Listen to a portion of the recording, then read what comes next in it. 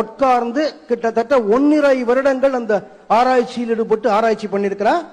தம்பி, திருக்குறள்ல தலைப்புகள் நீங்களாக மொத்தம் எத்தனை எழுத்துக்கள் பயன்படுத்தப்பட்டிருக்கிறது? 40,900 எழுத்துக்கள்.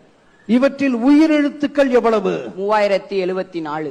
ஆயுத எழுத்துக்கள் எவ்வளவு? 50. மெய் எழுத்துக்கள் எவ்வளவு? 12,729. ஆக மொத்தம் அது எவ்வளவு? 15,728. இவைகள் போக மீதம் உள்ள உயிர்மை எழுத்துக்கள் எவ்வளவு? 25,047. அப்ப மொத்தம் எவ்வளவு வருது? 40,900.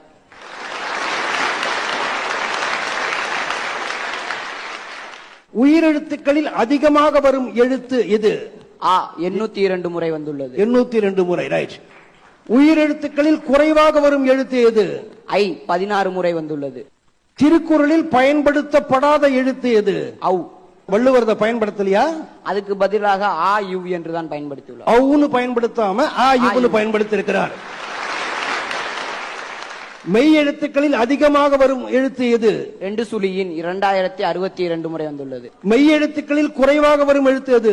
யு 37 முறை வந்துள்ளது. குறள்களிலேயே மிகவும் பெரிய குறள் எதில் இருக்கிறது? 957வது குறள் 39 எழுத்துக்கள் கொண்டவை.